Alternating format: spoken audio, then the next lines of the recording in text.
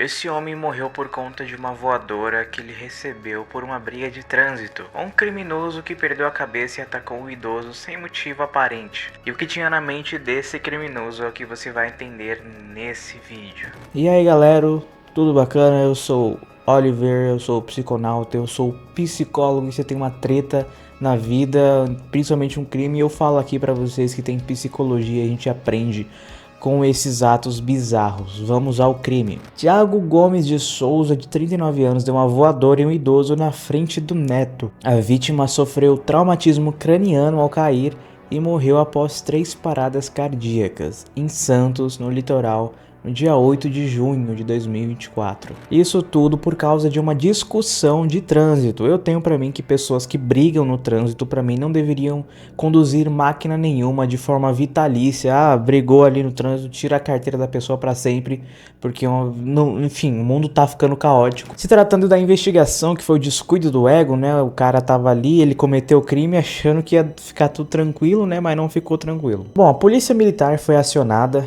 E ao chegar no local, né, todo ocorrido ali, viu que o idoso estava sendo atendido pelo SAMU e a vítima estava desacordada e foi encaminhada à unidade de pronto-socorro de atendimento, né, unidade de pronto-socorro de atendimento, a UPA, da Zona Leste, onde ela foi entubada e teve 3 paradas cardíacas e não resistiu. Uma testemunha desse crime, que não quis ser identificada, disse que viu a criança chorando muito logo após o ocorrido ali. Um entregador e um morador de rua teriam impedido o agressor de fugir, ainda de acordo com essa testemunha. O agressor queria fugir e um entregador e um morador de rua impediram isso. Então o Thiago foi detido em flagrante e teve prisão preventiva decretada pelo Tribunal de Justiça de São Paulo, TJSP. E na delegacia, esse moço, suspeito, ele optou por permanecer em silêncio. E aí Thiago participou depois da reconstituição do crime feita pela Polícia Civil na quinta-feira, no caso no dia 13 de junho desse ano. E aí no local começou a chorar muito enquanto ele explicava para a equipe de investigação como que ocorreu a agressão, né? Segundo a delegada Liliane Lopes Doreto, do 3º Distrito Policial da cidade, o Thiago disse à polícia que sofre de transtornos psicológicos, né? E ele ainda alegou também que sofreu um ataque de fúria nesse dia, apesar de fazer tratamentos com medicamentos, né? Segundo a delegada, ele não conseguiu controlar e por isso agiu assim, né? Na hora ele se arrependeu e até fez manobras de ressuscitação na vítima. Thiago também disse para a polícia que não tinha percebido se havia machucado ou não o idoso quando ele avançou ali com o veículo, né? E ainda de acordo com o Thiago, com o suspeito, a vítima, o idoso e o neto continuaram a caminhar após a discussão. A delegada ainda disse que o Thiago nem estacionou o carro, simplesmente desceu, deixou a chave ali e foi atrás do senhor. Ele diz que houve uma discussão e o neto diz que não. Então, segundo a delegada, o Thiago disse que saiu do carro para discutir, o neto disse que não teve discussão. E aí, na reconstituição do crime, ele começou a chorar, né, enquanto ele explicava como ocorreu tudo. Dezenas de pessoas se reuniram ao redor onde ocorreu a reconstituição, porque é uma coisa bem cena de filme, né? Isso aconteceu ao lado do Shopping Primark, que é ali um dos mais movimentados da cidade de Santos. E a multidão chamava o Thiago de assassino e de mentiroso. E enquanto ele fazia essa reconstituição, né, tem muitas imagens feitas por testemunhas dessa reconstituição. E as imagens mostram o suspeito ali diante de um corpo caído no chão da simulação, simulando a vítima. E aí a gente vê também o Thiago chorando, levando as mãos à cabeça, pedindo desculpas para o pessoal que estava ali reunido, como você vê aí na imagem mostrada. E aí a gente vai para a vítima, o perfil da vítima. Quem que era a vítima? César Fini Torres, de 77 anos, tinha o hábito de visitar os 3 filhos e 6 netos que moram em Santos, Sorocaba e Jundiaí. E aí o Bruno Torres, filho do idoso, fala: nesse final de semana meu pai veio nos visitar e estava indo ao shopping passear com meu filho de mãos dadas. A rotina dele era visitar os 3 filhos em cada cidade, pegando os netos e passeando com todos eles. Cara, isso aí é um pouco triste, né? O idoso, ele tinha uma vida muito ativa ali com os filhos e com os netos. Ele fazia questão de ir pra cidade de cada um. E também tem um neto de 11 anos que estava junto com o idoso, que se tornou uma vítima também por conta do trauma de ver o seu próprio avô na sua frente sendo agredido e perdendo a vida. Isso é bem traumático. Então a gente vê um perfil em geral de uma pessoa frágil que não representa ameaça, né? Seria o perfil ideal nesse tipo de crime. Então talvez aí qualquer idoso, qualquer avô que não representasse ameaça e fosse frágil, seria vítima desse crime. Já em relação ao perfil psicológico do criminoso, quem que era o criminoso suspeito até então, né? Thiago Gomes de Souza tem 39 anos e é pai de 3 crianças. E a partir daqui eu já vou falar uma coisa muito importante sobre esse cara. Isso eu não sabia.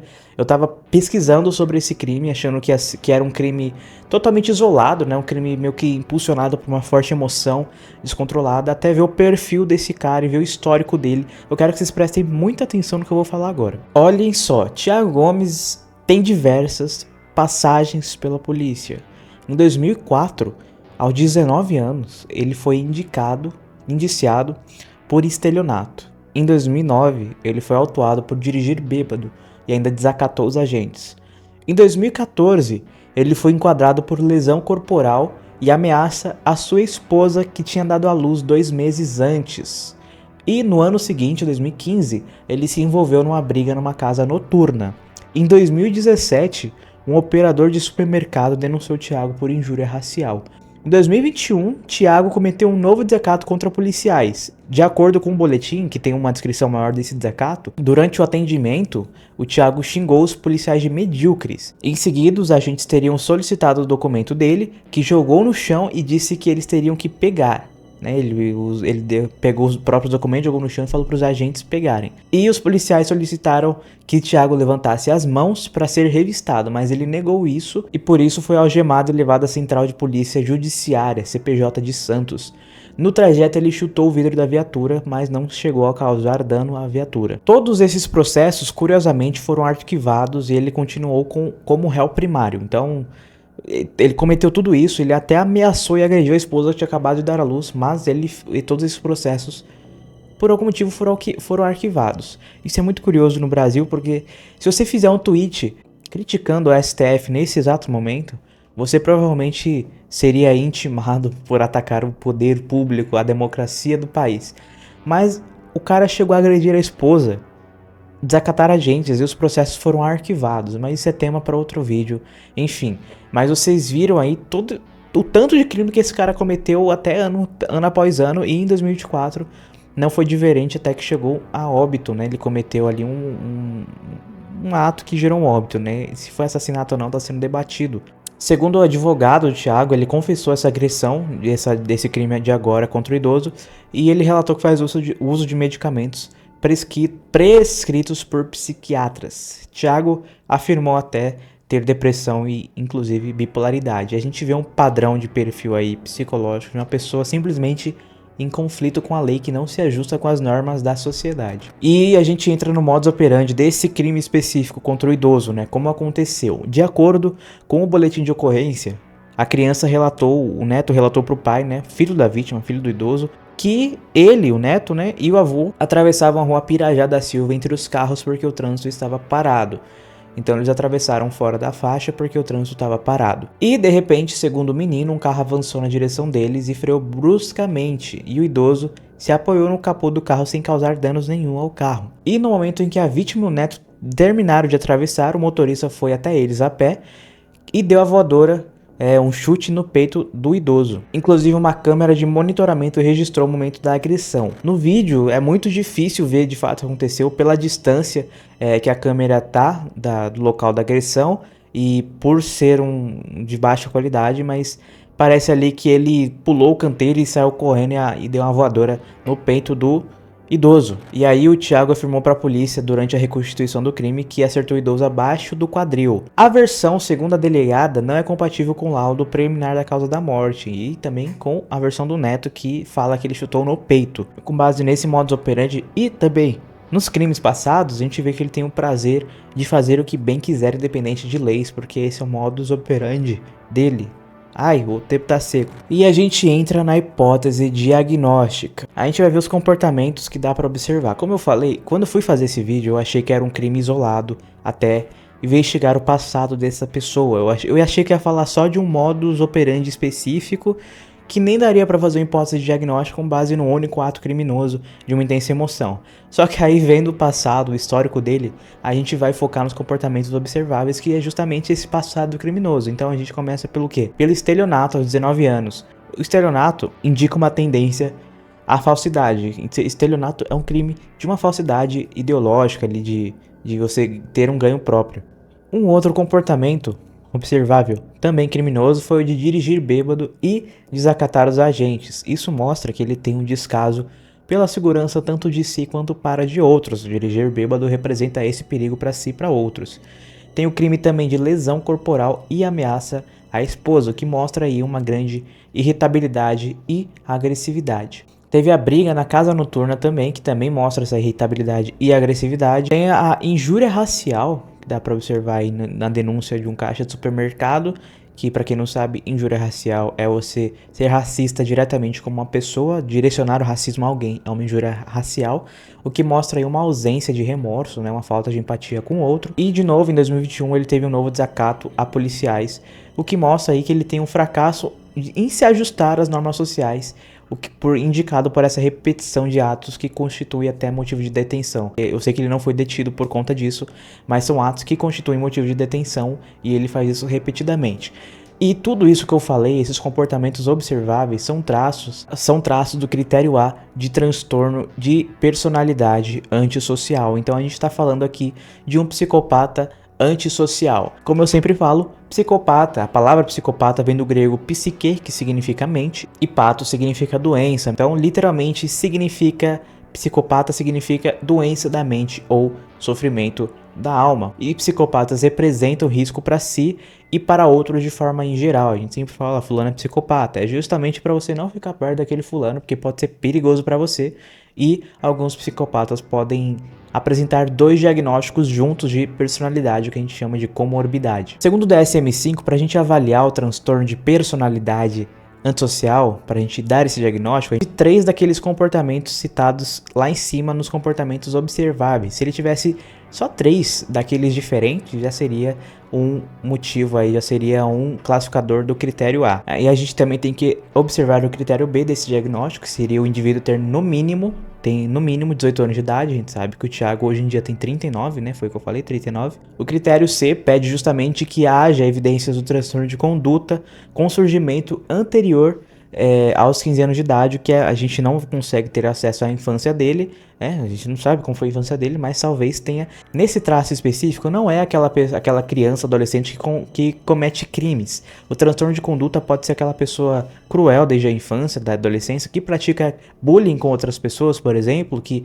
desacata autoridades, que não constitui especificamente aquele crime, nossa, vai chamar a polícia, né? Mas é um padrão de conduta que prejudica o outro desde cedo. E o critério D também pede para que essa ocorrência de comportamento antissocial não se dê exclusivamente durante o curso de esquizofrenia ou transtorno bipolar, porque se todos esses padrões criminais ocorrerem durante a esquizofrenia ou da bipolaridade, então o diagnóstico seria de esquizofrenia e de bipolaridade, não faria esse diagnóstico criminoso aí da antissocial, da personalidade antissocial. Então ele tem traços marcantes de um antissocial, de um transtorno de personalidade antissocial, que seria avaliado mais a fundo em clínica, em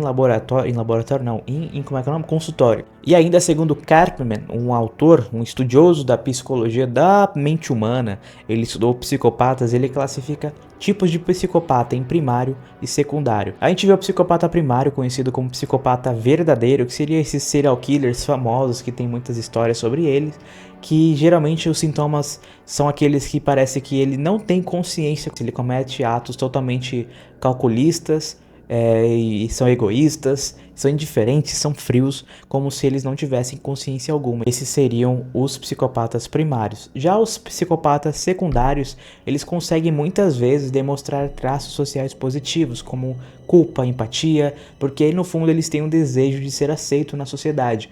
Então, apesar de serem psicopatas, de terem o transtorno antissocial, eles também conseguem se juntarem ali na sociedade, tentarem ser aceitos e se ajustarem, mas de forma muito disfuncional, e acabam sendo até criminosos muitas vezes. E a gente pode enxergar isso no choro na Reconstituição. Lembra que ele chorou lá na Reconstituição, pediu desculpa? De fato, ele pode ter sentido empatia, culpa, remorso, porque o psicopata secundário, ele busca sim tentar se ajustar na sociedade e até consegue sentir algumas emoções mais complexas. Mas é importante fazer algumas observações aqui, porque eu sei que muita gente fala, mas psicopata não tem emoção. Isso não é totalmente verdade. É verdade que psicopatas geralmente não têm emoções, mas o que eles não têm são emoções complexas, conhecidas aí como a empatia, que é se colocar no lugar do outro, compaixão, a culpa, que é você sentir culpa por prejudicar alguém. Essas emoções complexas, os psicopatas geralmente não têm. O que eles têm de fato são emoções básicas, como raiva, nojo, medo, porque são emoções que não dependem do outro, são emoções que são emoções ligadas somente ao que você experiencia do mundo, a sua perspectiva do mundo em relação a si, né? Como você se coloca no mundo dependente do outro, o que o outro faz em você, não o que você faz no outro. E principalmente os psicopatas secundários, eles costumam ser mais impulsivos, mais destemidos, ou seja, eles buscam mais teimosamente o que eles querem e eles são mais despreocupados com as consequências negativas, tanto para si como para as vítimas. Então, o psicopata secundário seria aquela pessoa também que não tem muita inteligência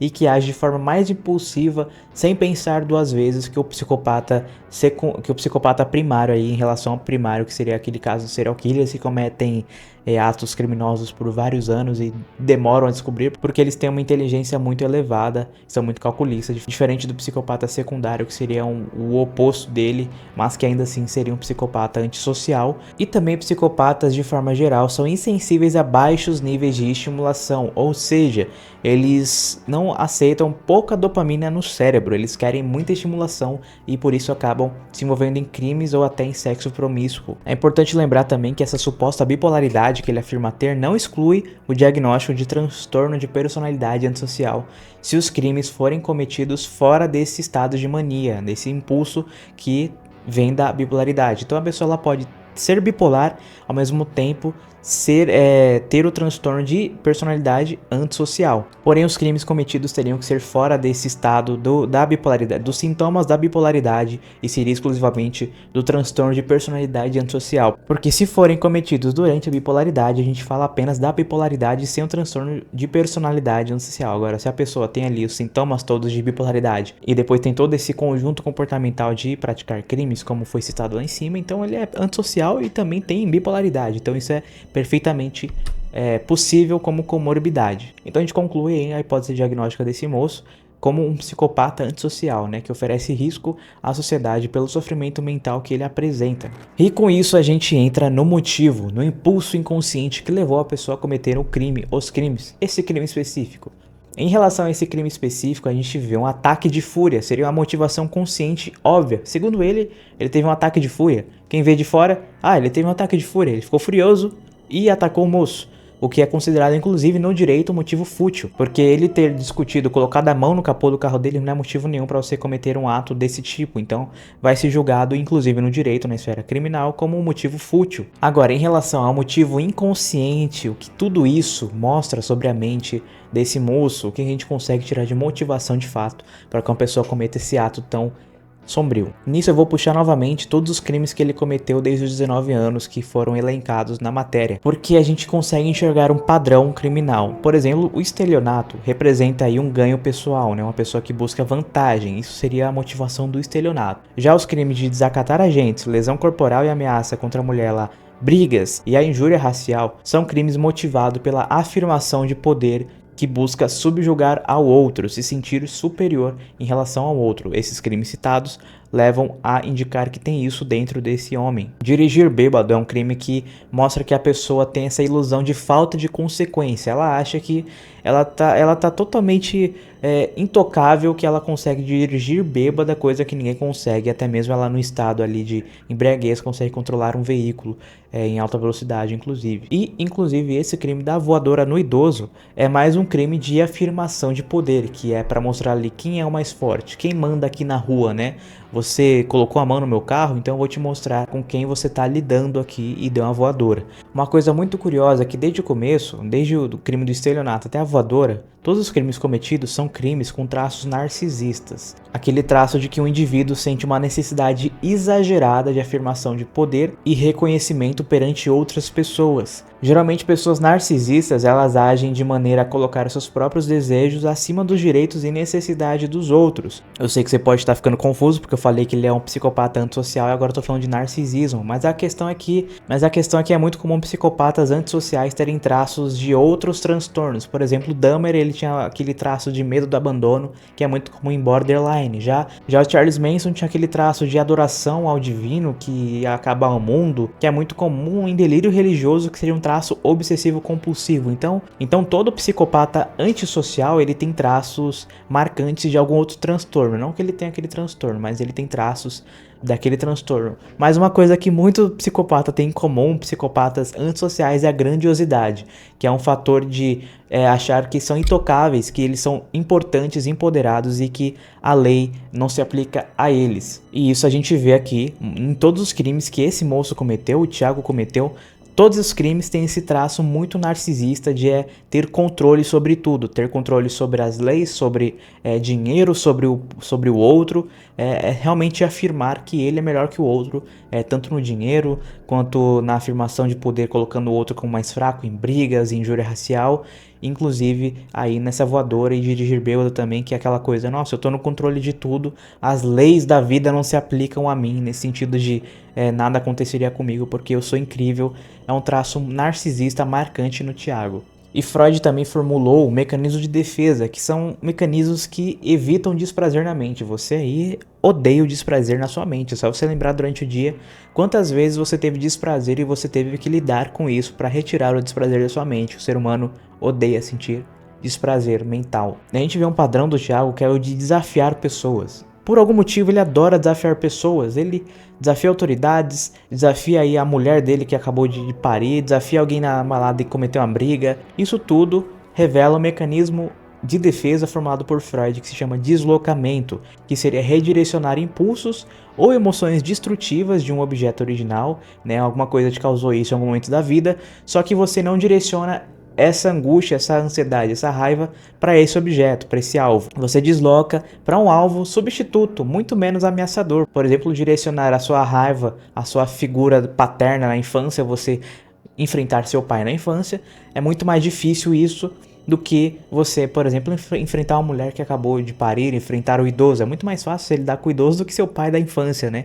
Então, Freud formula isso como um deslocamento, você direciona a sua raiva de infância, por exemplo, para um objeto muito mais fácil de lidar. E uma pessoa que é antissocial pode desafiar pessoas fisicamente como uma forma de deslocar sua própria ansiedade ou raiva, né? Então, a gente vê isso muito nos crimes do Thiago. Então, para concluir essa motivação, a gente pode concluir como? A motivação sendo uma impulsividade, não uma impulsividade de forma geral, buscando poder para tentar de forma desesperada se sentir alguém relevante na sociedade, muito comum em psicopatas secundários. Ele é impulsivo, colocando o outro como mais fraco e ele como mais forte, porque no fundo ele está desesperadamente tentando sentir alguém relevante na sociedade, porque ele se sente, por algum motivo, de infância talvez, ele se sente fraco e sem lugar na sociedade, como psicopatas secundários costumam agir. E na delegacia essa ocorrência aí foi registrada como lesão corporal seguida de morte, cuja pena prevista é de 4 a 12 anos de prisão.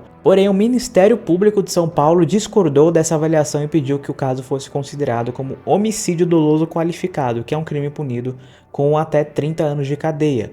E aí eu pergunto pra vocês, qual tipificação penal você acha que esse crime deve receber? Você acha que esse moço ele só quis causar uma lesão no idoso e acidentalmente, em consequência disso, ocorreu a morte, que seria aí a lesão corporal seguida de morte? Ou você acha que ao dar a voadora, ele assumiu o risco de fato matar o idoso? Tipo, ele sabia que ele poderia matar o idoso, mas não se importou com isso, que aí seria o homicídio doloso qualificado. Pode comentar aí o que você acha desse crime, qual que seria o crime de fato, né?